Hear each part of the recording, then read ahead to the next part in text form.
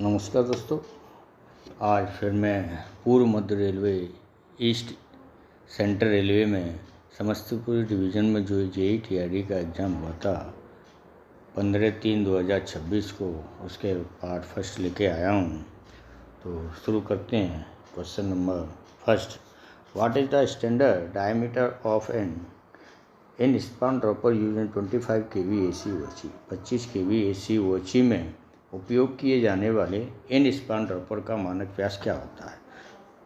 तो ऑप्शन दिए हैं 5 mm, 6 mm, 7 mm या 9 mm। जो इन स्पान ड्रॉपर जो होते हैं वो कितने डायमीटर के होते हैं? 5 mm के। कितने होते हैं? 5 mm के। तो इसका होगा ऑप्शन नंबर ए। कौन सा होगा? Option number A. Next question number 2, what is the periodicity of foot patrolling of OHE by a lineman. Lineman द्वारा वॉची की जो फुट पेट्रोलिंग होती है उसकी अवधि क्या होती है? तो ऑप्शन दिए हैं 1 इन ए वीक, सप्ताह में एक बार, या 1 इन ए मंथ, महीने में एक बार, या 1 इन ए फोरनाइट, पखवाड़े में एक बार, या फिर 1 इन ए क्वार्टर, तिमाही में एक बार। तो जो टेक्नीशियन द्वारा, लाइनमैन द्वारा जो वॉची की फुट पेट्रोलिंग होती है वो 15 दिन में एक बार होती है। तो पखवाड़े में एक बार। Option number C. कौन सी होगी? Option number C. Next question number 3, what is the standard maximum span length normally adopt for broad gauge in Indian railway OHE. भारतीय रेलवे वॉची में ब्रॉड गेज के लिए सामान्यतः अपनाई जाने वाली अधिकतम स्पैन लंबाई कितनी होती है?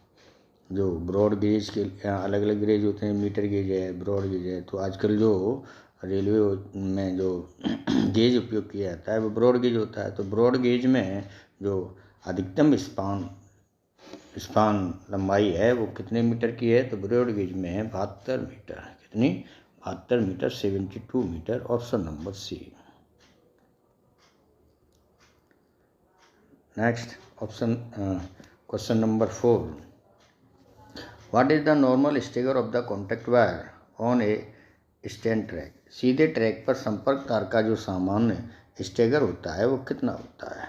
तो जो टेंजेंट ट्रैक पर होता है कितना होता है? 200 mm। कितना? 200 mm।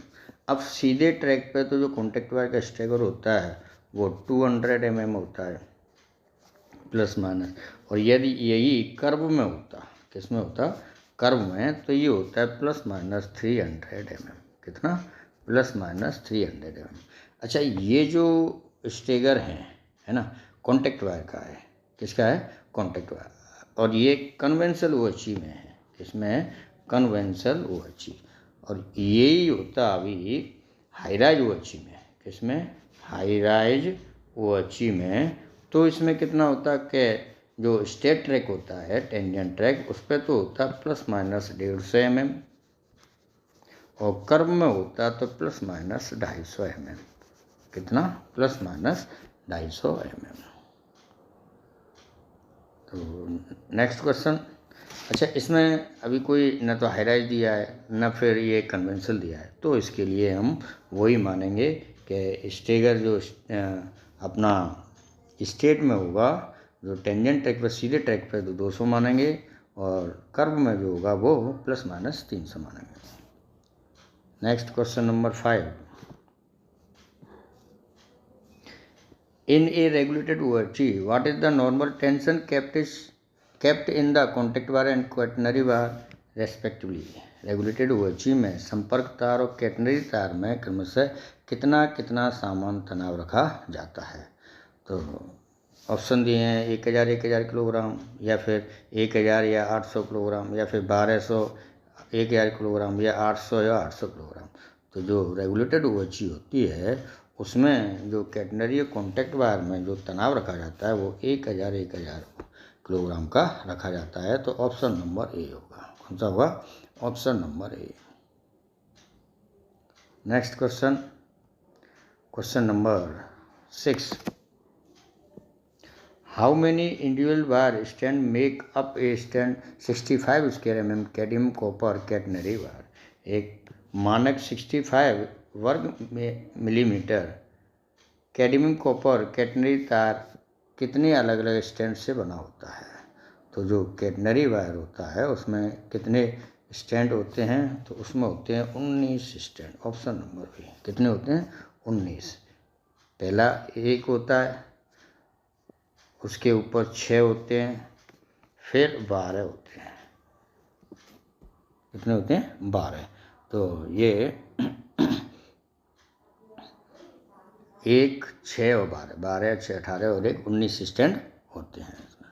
Option number B. Next question number 7। At what distance the first warning board placed before a neutral section? Neutral section से पहले चेतावनी बोर्ड कितनी दूरी पर लगा होता है? तो जो न्यूट्रल सेक्शन होता है उससे जो पहले बोर्ड लगाया जाता है वो कितने दूरी पर लगाया जाता है? वो 500 मीटर की दूरी पर लगाया जाता है। कितने मीटर की दूरी पर? 500 मीटर की दूरी पर। ये जो न्यूट्रल सेक्शन होता है, इस न्यूट्रल सेक्शन से पहले 2 बोर्ड लगाए जाते हैं। एक बोर्ड में, एक बोर्ड ये। तो पहला जो बोर्ड होता है वो 500 मीटर की दूरी पर लगाया जाता है, यहाँ भी 500 मीटर की दूरी पर। और दूसरा जो बोर्ड होता है वो 250 मीटर की दूरी पर लगाए जाते हैं। कितने मीटर की दूरी पर? 250 मीटर की दूरी पर लगाए जाते हैं। तो पहला 500 मीटर की पर, फिर 250 मीटर की पर। इस तरफ भी पहला 500 मीटर, दूसरा 250 मीटर। इस प्रकार ये डीजे ओपन और डीजे क्लोज के भी बोर्ड भी इस पर लगाए जाते हैं। तो इसका हुआ ऑप्शन नंबर बी। कौन सा? 500 मीटर की दूरी पर लगाया जाता है। Next question number 8। What is the minimum height of the contact wire eight A level crossing? समबार लेवल क्रॉसिंग पर संपर्क तार की जो न्यूनतम ऊंचाई होती है वो कितनी होती है? तो वो होती है 5.50 मीटर, 550। कितनी? 5.50 मीटर एलसी गेट पर कॉन्टैक्ट वायर की ऊंचाई रखी जाती है। अब एलसी गेट पर 2-3 क्वेश्चन और आते हैं। एक तो ये आता है कि एलसी गेट पर कॉन्टैक्ट वायर की हाइट होगी अपनी 5.50 मीटर। एक होता है हाइट गेज की 4.78 मीटर हाइट गेज की। एक होता है ये जो हाइट गेज लगा होता है वो रेल से कितने मीटर की दूरी पर होता है? 8 मीटर की दूरी पर। कितने मीटर की दूरी पर होता है? 8 मीटर की दूरी पर। तो ये 2-3 क्वेश्चन हाइट गेज से संबंधित आते हैं। Next question number 9। On a stand tangent track what is the standard stagger of catenary wire? सीधे ट्रैक पर कैटनरी वायर का जो स्टेगर रखा जाता है वो कितना रखा जाता है? तो जो सीधे ट्रैक पर जो कैटनरी वायर का स्टेगर रखा जाता है वो कितना रखा जाता है? 0 रखा जाता है। कितना रखा जाता है? 0। सीधे ट्रैक पर कितने? सीधे ट्रैक पर 0 रखा जाता है कैटनरी वायर। और कॉन्टैक्ट वायर का कितना रखा जाता है? +-200, कैटनरी का 0। ऐसे ही उसका टेंजेंट कर्व में 300 रखा जाता है और इसका +-100 रखा जाता है। कितना रखा जाता है? +- कैटनरी का +-100। Next question number 10। What is the standard distance of the first dropper from the support mast in normal OH span? एक सामान्य OH स्पैन में सपोर्ट मास्ट से पहले ड्रॉपर की मानक दूरी क्या होती है? तो पहले जो ड्रॉपर की दूरी जो होती है मास्ट से वो 2.25 मीटर की दूरी पर होती है। कितने? 2.25 मीटर। तो पहला ये मास्ट है, तो इस मास्ट से जो ड्रॉपर जो लगेगा वो कितनी दूरी पर लगेगा? 2.25 मीटर। ऐसे ही ये इधर वाला मास्ट है, इससे भी जो पहला ड्रॉपर लगेगा वो कितने? 2.25। जो ए ड्रॉपर होता है वो मास्ट से 2.25 मीटर की दूरी पर ही लगता है। Next question number 11। What is the standard voltage of AC traction system in Indian railway? भारतीय रेलवे में AC ट्रैक्शन सिस्टम का जो मानक वोल्टेज होता है वो क्या होता है? तो 11 kV या 25 kV या 33 kV या 132 kV। तो जो AC ट्रैक्शन में इंडियन रेलवे का जो वोल्टेज होता है वो कितना होता है? 25 kV। कितना? 25 kV। Option number B. Next question number 12 what is the standard setting distance implantation of an OHE mast on a stand broad gauge. सीधे ब्रॉड गेज पर ट्रैक पर OHE मानक की जो मानक सेटिंग दूरी इम्प्लांटेशन ही होता है। ये क्वेश्चन भी आता है कि इम्प्लांटेशन का दूसरा नाम क्या है, तो उसकी क्या है, सेटिंग डिस्टेंस। क्या कहते हैं उसे, सेटिंग डिस्टेंस, है ना। तो सेटिंग डिस्टेंस जो इम्प्लांटेशन होता है वो कितना रखा जाता है, तो ये जो इम्प्लांटेशन रखा जाता है वो जो 2.80 मीटर, कितना, 2.80 मीटर। ऑप्शन नंबर सी, कौन सा होगा, option number C. Next question number 13 what is the standard tension length on a conventional OHE arrangement.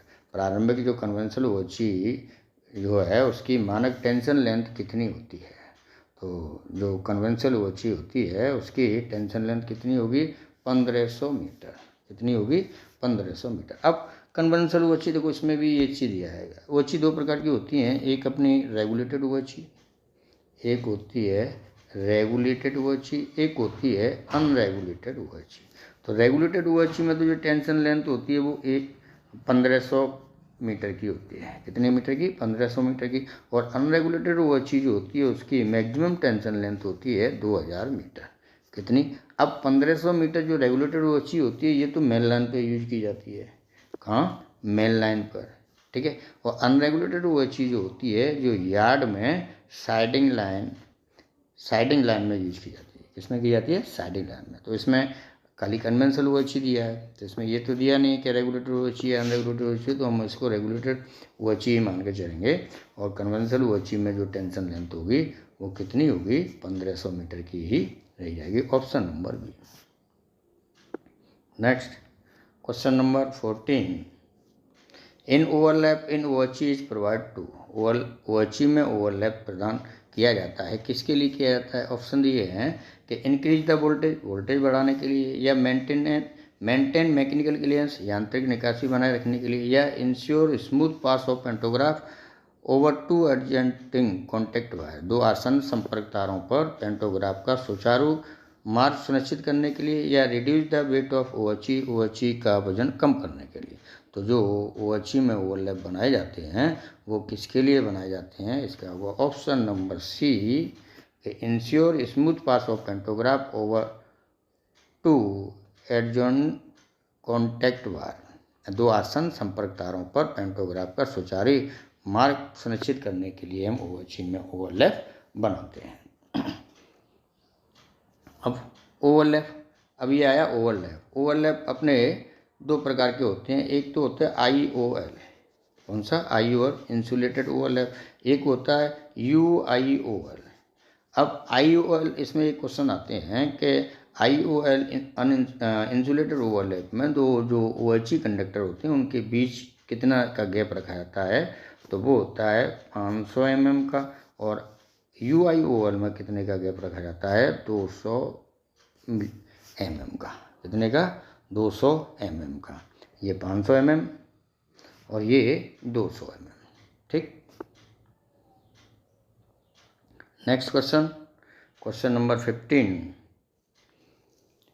In standard OHE the cross section area of the hard drawn copper contact wire. मानक OHE में hard drawn तांबे के तार का cross section क्षेत्रफल कितना होता है। तो हार्ड ड्रॉन जो तांबे का तार होता है वो कॉन्टैक्ट वायर होता है, और कॉन्टैक्ट वायर का जो क्रॉस सेक्शन एरिया होता है वो 1 से 7 स्क्वायर mm होता है।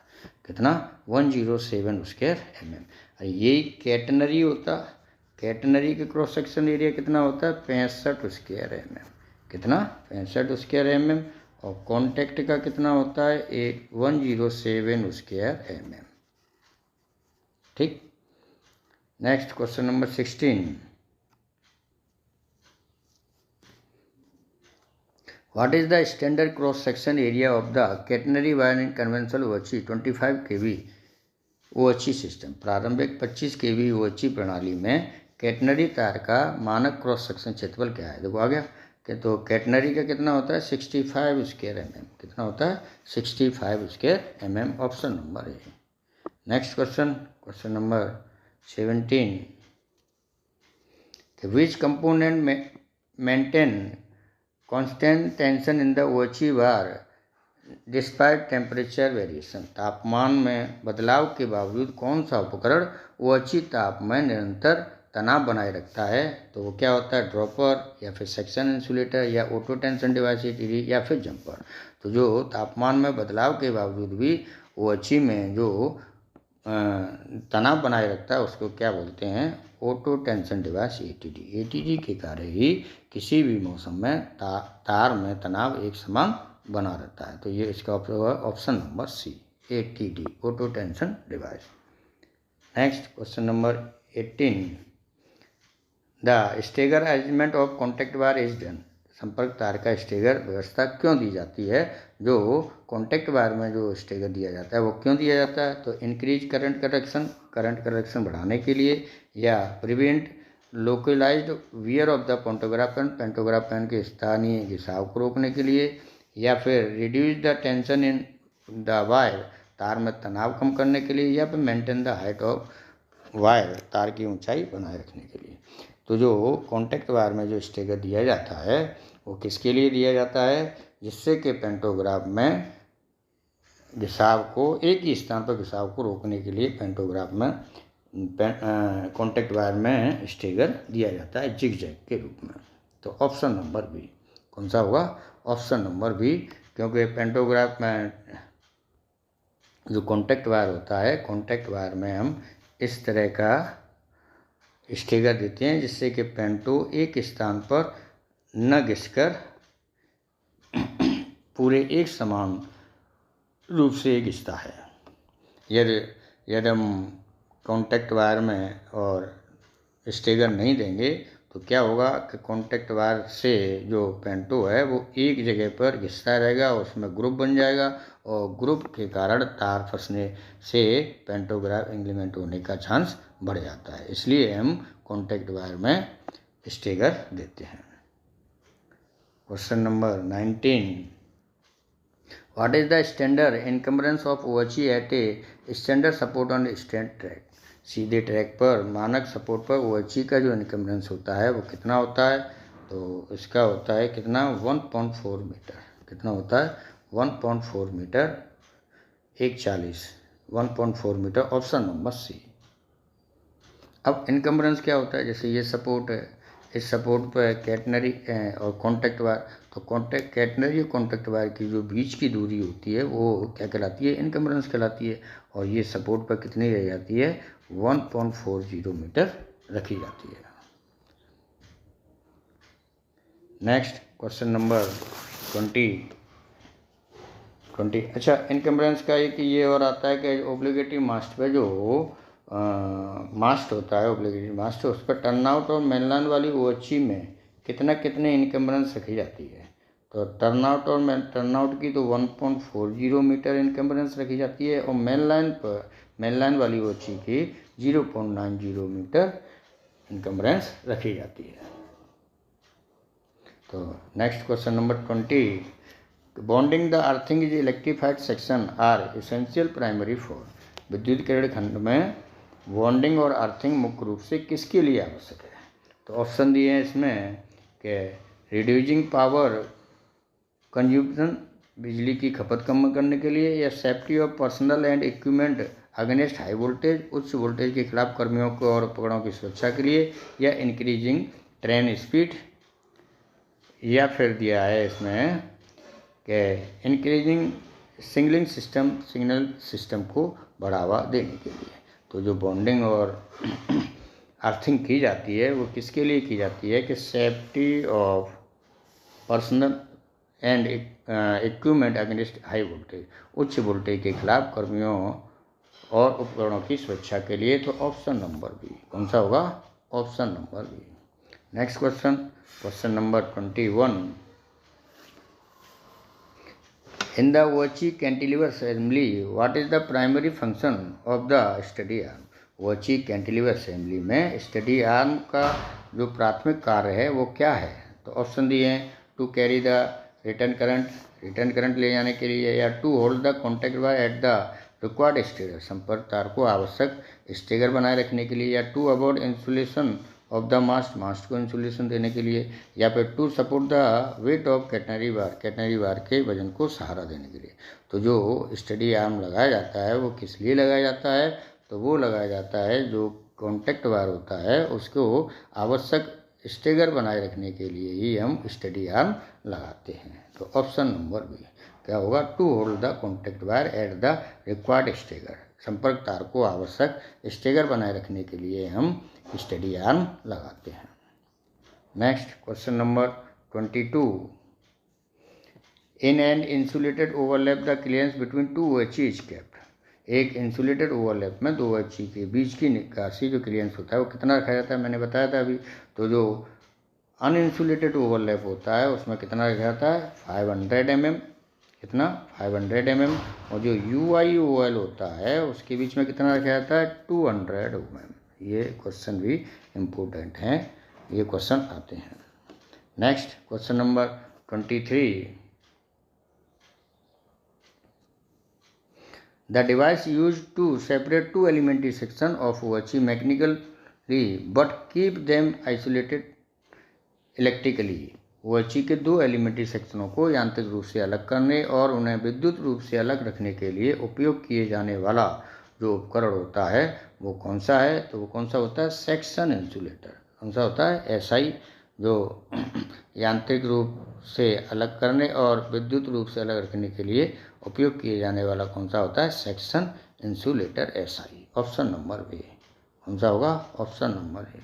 Next question number 24, a neutral section is provide to. एक न्यूट्रल सेक्शन प्रदान किया जाता है, क्यों किया जाता है, ऑप्शन दिए हैं, increase the contact wire height, संपर्क तार की ऊंचाई बढ़ाने के लिए, या change the phase of power supply, बिजली आपूर्ति का चरण फेस बदलने के लिए, या अलाउ पेडिस्ट्रियन टू क्रॉस, पैदल चलने वालों को पार करने की अनुमति करने के लिए, या reduce the speed of train. तो न्यूट्रल सेक्शन जो बनाया जाता है वो किसके लिए बनाया जाता है, तो ये बनाया जाता है to change the phase of power supply, विद्युत आपूर्ति का चरण फेस बदलने के लिए ही न्यूट्रल सेक्शन बनाया जाता है।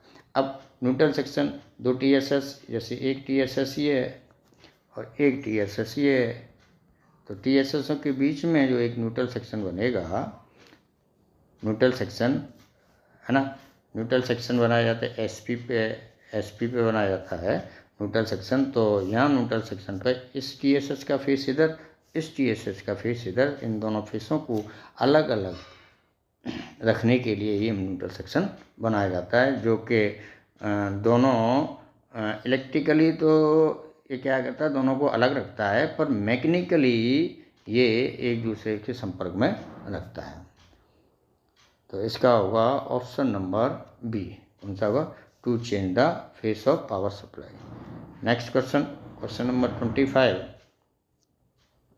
इन standard 25 kV AC OHE the catenary wire 65 square mm manufacture using which of the following material. मानक 25 kV AC OHE में कैटनरी वायर जो 65 स्क्वायर mm का होता है का निर्माण किस सामग्री से किया जाता है। तो जो कैटनरी वायर होता है वो किसका बना होता है, कैडमियम कॉपर का। किसका बना होता है, कैडमियम कॉपर का। कैटनरी तो होता है अपना कैडमियम कॉपर का, और ये कॉन्टैक्ट वायर जो होता है वो किसका बना होता है, हार्ड ड्रॉन कॉपर का। किसका, हार्ड ड्रॉन कॉपर। ये हार्ड ड्रॉन कॉपर का कॉन्टैक्ट वायर होता है, और कैडमियम कॉपर का क्या होता है, अपना कैटनरी वायर होता है। Next question number 26, what does PTW stand for in electrically safety rule. विद्युत सुरक्षा नियम में PTW का क्या अर्थ है। तो जो PTW होता है वो PTW का क्या होता है, परमिट टू वर्क। क्या होता है, permit to work. Option number C, PTW permit to work, option number B. Next question number 27, in a 25 kV traction substation TSS, what is the standard voltage of the battery bank used for operation control circuit and relay. 25 kV AC traction substation TSS में control circuit और relay को संचालित करने के लिए उपयोग किए जाने वाले बैटरी बैंक का मानक वोल्टेज क्या होता है। जो TSS में कंट्रोल सर्किट और रिले को संचालित करने की जो बैटरी प्रयोग की जाती है, उस बैटरी का जो मानक वोल्टेज होता है वो कितना होता है? तो वो होता है 110 DC वोल्टेज। कौन सा? 110 DC voltage. Next question number 28। The primary supply voltage received from the grid to the railway traction substation is generally। Grid से रेलवे ट्रैक्शन सबस्टेशन को प्राप्त प्राथमिक आपूर्ति वोल्टेज आमतौर पर कितना होता है? जो ग्रिड से वोल्टेज लेते हैं हम TSS के लिए, वो कितना होता है? 25 kV या 33 kV या 132 या 220 kV या फिर 400 kV। तो ग्रिड से जो लेते हैं वो कितना लेते हैं? 132 kV या 220 kV ये TSS में सप्लाई ली जाती है, और TSS में सप्लाई के बाद ट्रांसफार्मर उसे 25 kV में कन्वर्ट करता है। तो option number C. Next question number 29। Which type of circuit breaker is mostly use in modern 25 kV AC traction. जो आधुनिक 25 kV जो AC ट्रैक्शन सब स्टेशनों में TSS में अधिकतर किस प्रकार के सर्किट ब्रेकर CV का उपयोग किया जाता है? तो जो CV उपयोग की जाती हैं वो कौन सी उपयोग की जाती हैं? तो ये होती हैं कौन सी? Vacuum circuit breaker of SF6। Option number C. कौन सी? वैक्यूम सर्किट ब्रेकर VCB या फिर SF6। कौन सी? SF6। Next question number 30। The standard contact wire used in 25 kV AC Indian railway traction in manufacturing from which specific material। 25 kV AC भारतीय railway traction में उपयोग किए जाने वाले मानक संप्रदाय किस विशिष्ट सामग्री से निर्मित होता है?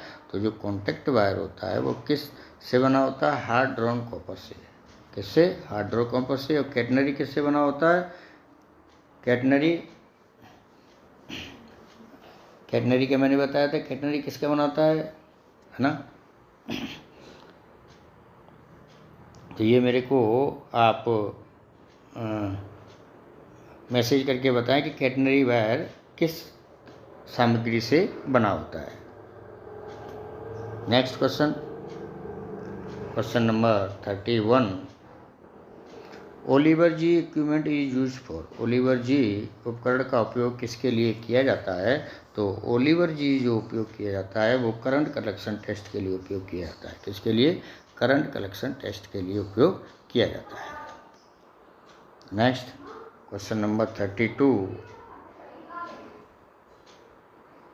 विच rotative railway is specifically installed on a traction power transformer to detect internal fault like all gasification।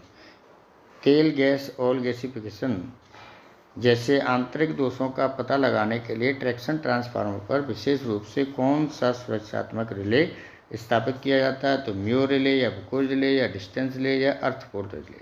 तो जो तेल में आंतरिक दोषों का पता लगाने के लिए किसका उपयोग किया जाता है? बुकोज रिले का उपयोग किया जाता है। कौन सा? Buchholz relay. Option number B. Next question number 33। What is the standard frequency of AC traction system. भारत में AC ट्रैक्शन सिस्टम की मानक फ्रीक्वेंसी क्या होती है? तो 50 हर्ट्ज या 60 हर्ट्ज या 100 हर्ट्ज या 25 kV। तो जो इंडिया में AC ट्रैक्शन की जो फ्रीक्वेंसी होती है वो कितनी होती है? 50 हर्ट्ज 50 हर्ट्ज की। कितनी? 50 hertz. Option number A. Next question number 34। Tower wagon are primarily used for. Tower wagon का प्रयोग मुख्य रूप से किसके लिए किया जाता है? तो ट्रांसपोर्ट पैसेंजर या फिर कैरिंग कोला ले जाने के लिए, वो अच्छी मेंटेनेंस एंड ब्रेकडाउन रेस्टेड, वो अच्छी के रखरखाव और ब्रेकडाउन की को बहाल करने के लिए। Option number B C. कौन सा होगा? Option number C. Next question number 35। The foundation purpose of SCADA the fundamental purpose of SCADA and railway traction. Railway traction में स्काडा का मूल उद्देश्य क्या है? तो टू इश्यू ट्रेन टिकट जारी करना, या to control the monitor traction power supply remotely, traction power supply को दूरस्थ से नियंत्रण मॉनिटर करना, या 2 account the table arrivals, train के आगमन की घोषणा करना, या 2 regulated the train signal, signal को नियंत्रित करना। तो जो रेलवे ट्रैक्शन में स्काडा का जो मूल उद्देश्य होता है वो क्या होता है, to control the monitor traction power supply remotely. Option number B, traction power supply को दूर रूप से नियंत्रित और मॉनिटर हम किसके द्वारा करते हैं, स्काडा के द्वारा करते हैं। तो ऑप्शन नंबर बी। तो दोस्तों आज हमने जो पूर्व मध्य रेलवे ईस्ट सेंट्रल रेलवे में JEE-TRD का समस्तीपुर डिवीजन में जो पेपर 15/3/2026 को हुआ था उसके पार्ट फर्स्ट में 1 से 35 तक के क्वेश्चनों के बारे में चर्चा की। आशा करता हूँ ये वीडियो आपको पसंद आया होगा। यह वीडियो पसंद आया तो मेरे चैनल को लाइक, सब्सक्राइब और शेयर करें। इस वीडियो के अंत में मैं 5 क्वेश्चनों का एक क्विज वीडियो भी डालूंगा और उनमें आप ये देखना कि आप उनमें से किन क्वेश्चनों का सही जवाब दे सकते हैं। Question number 1, how many BM are there in SP में कितने BM होते हैं। तो ऑप्शन 1, 2, 3, 1, 4, 3 या 2। तो इसका आंसर क्या होगा, आंसर है 4।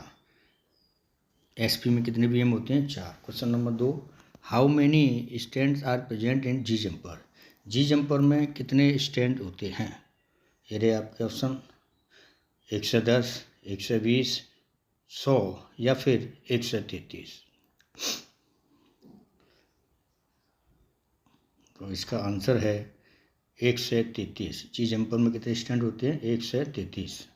Question number 3, how many stands are there in C jumper में कितने स्टैंड होते हैं। तो ऑप्शन A 17, B 19, C 10 और D 21। आपका टाइम स्टार्ट होता है अब।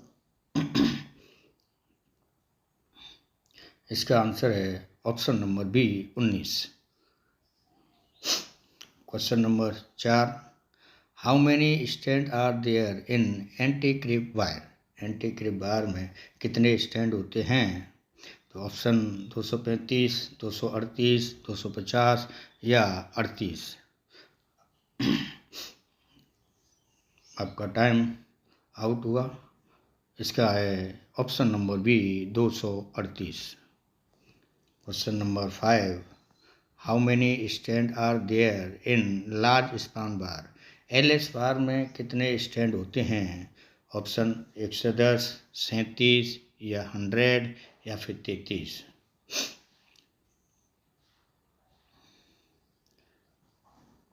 इसका आंसर है ऑप्शन नंबर B 37। तो thanks for watching my channel railway and OHE PSI।